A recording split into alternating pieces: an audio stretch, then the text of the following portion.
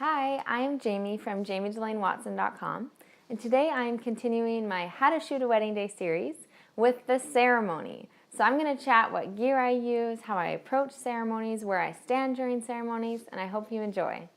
So first things first, we're going to need to ask the bride and groom for complete details before the ceremony arrives. So I'm wondering things like, is there a center aisle? Which side is the bride entering? Which door, if there's two doors? Where's the groom coming out? All of those little details. And sometimes I ask these just right before the ceremony to the planner if she's there. Sometimes it's quite obvious. But things I definitely ask before the wedding day is, are there any special performances or songs or readings, or what's the length of the ceremony? Am I looking at a 10-minute ceremony or an hour-and-a-half ceremony? Those are details that will help me prepare. The next thing we need to do is plan our gear. So during a wedding ceremony, there's 4 lenses I will potentially use. They are the Canon 35mm, 50mm, 85mm, and 135mm. And as a reminder, you can always download the list of gear I have in the video description below. So between these 4 lenses, it depends on the ceremony space which ones I will use, and I'll talk you through that in a little bit. So when we arrive on the wedding day to the ceremony space, we usually only have maybe about 10 or 15 minutes before the ceremony to really map out the space in our mind. So a few things I'm wondering. What is the distance between the front of the aisle and the end of the aisle? Is it a long aisle, short aisle? Is it a small wedding, big wedding? All of those things will determine which lens I use.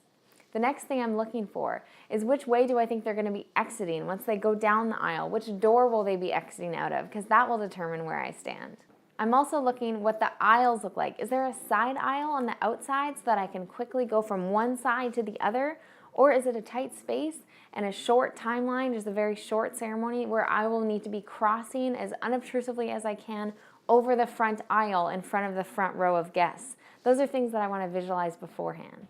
So during the processional, when the bride walks out with her dad or with her parents, I am standing on the front row, not on the front row, but in front of the front row. I'm standing or I'm kneeling, and I'm not on the groom's side. So when you're looking at the front of the church, the groom is almost always on the right. So I am standing, if you look at the left, right in front of that row of chairs. The reason I do this is so I can be photographing the bride coming down and swivel and photograph the groom.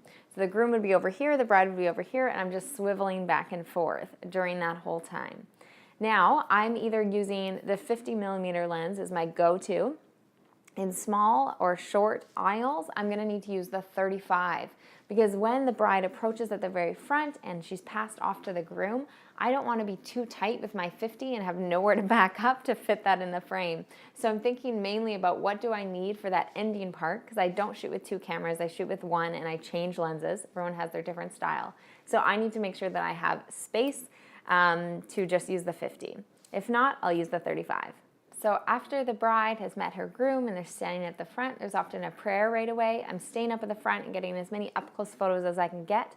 And then usually I transition to the back of the room. And this time, if it's a prayer, I kind of scoot down the aisle really quickly, because no one should be looking with their eyes open. So I'll be in the middle of the aisle now. And then I'm just making sure that during the ceremony, I'm getting a variety of shots. So I want to be able to get a wide shot with my 35 to see the whole setting. I want to be able to get shots of just the bridesmaids at the front, and close-ups if I can of any of their reactions. Just the groomsmen at the front.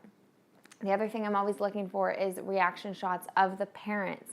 So I'm making sure that I'm either scooting behind the bridesmaids or behind the groomsmen to be able to photograph the parents watching their kids get married. And then, of course, I'm also looking to get lots of up-close photos of the bride and groom during the parts of their vows. That's really important to me. So during the vows, I'm looking to get a shot with the 50 straight on. I'm looking to get a shot with the 135 even closer. I also use the 135 to photograph the ring exchange. And I like to use the 135 to get the side angle views of very up-close photos of the bride and the groom during the ceremony, because those are always some of my favorites. If it is a smaller wedding, sometimes I'll use the 85 lens instead of the 135, because I'm able to get closer, and so there's no need for that long distance. So during a wedding ceremony, I am constantly moving. Often they are short, and I want to get the most amount of images and the biggest variety of images possible. So this means sometimes, unfortunately, I do need to cross over the front aisle in the ceremony. This used to really bother me when I started, because I felt like I was in the way or being obtrusive, and I've learned that no, I'm not being obtrusive. I don't come close to the bride and groom. I would say I'm never closer than 15 feet away, something like that. So I know that I'm not being obtrusive. Often bride and groom say they didn't even notice me there. So when possible, try to kneel at the front. Try not to be standing in people's way. And also just move quickly. So if you're blocking someone's view, you're never just fixed in that one spot. So during the bride and groom vows, usually my approach is, you know how usually the couple, if they're sharing personal vows or just repeating, they'll be facing one another. They'll each take a turn talking.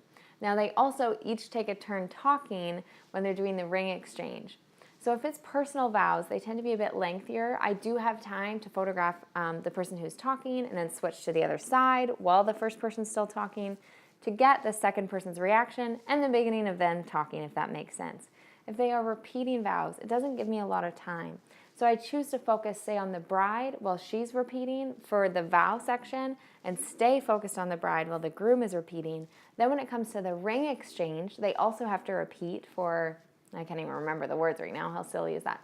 But anyway, they have to repeat for exchanging of the rings. And then I'll go and I'll focus on the person who I did not focus on for the vows, if that makes sense. So I'm still making sure I'm getting those up close photos if at all possible. After the rings are exchanged, this is a Canadian tradition. If you're American watching this, you might be lost, but we sign the register and sign the actual legal papers during the ceremony. And so after the vows are done, the rings are exchanged, they'll go over to a table and they'll sign. So I'm usually using a 50 millimeter. Unless it's a big church, then I'm using my 135 and a bit farther away, getting a few photos of each of the two witnesses signing. Then the bride and groom will come back to the center. And this is where I need to make sure the lens that I have on my camera works not only for the first kiss, but also for the exit. So it might be great to have a 135 shot of the couple's first kiss, nice up and close, like just a head and shoulder shot. But then if they immediately go from then to exiting down the aisle, I can't capture that. So I need to make sure that I'm somewhere around a 50, maybe an 85, but I tend to always use a 50. Because by using the 50, it allows me to capture the couple's first kiss and immediately start backing up with them as they walk down the aisle. I am walking backwards, photographing the whole way along. After a couple exits, I'm staying in that same spot and I'm photographing the wedding party leaving 2 by 2 by 2 and the parents. And then as soon as the last parent set comes out, I immediately rush to the front of the hallway is what I mean, to where the bride and groom are celebrating with their wedding party members, because that is so awesome to catch those reactions. So to recap, the lenses I have with me for an outdoor ceremony would be a 50 and an 85 and a 135 likely. For a church ceremony, I'm looking at a wide shot of a 35, then I'm looking at a 50 and a 135. I wouldn't tend to use the 85 because the 50 kind of looks similar to the 85, and if I need more length, I would be going for the 135. So those are the lenses that I'm always carrying with me. So if you'd like to visualize exactly where I'm standing during the wedding ceremony, head to jamiedelanewatson.com/ceremony and you can download a PDF guide. I'll show you in each separate section of the ceremony exactly where I would be standing in the aisle or in the ceremony space and which lens I would be using, and hopefully that helps you out. So thank you so much for watching today. Please subscribe, like, share this channel. I really look forward to creating new content for you guys every week. Thank you.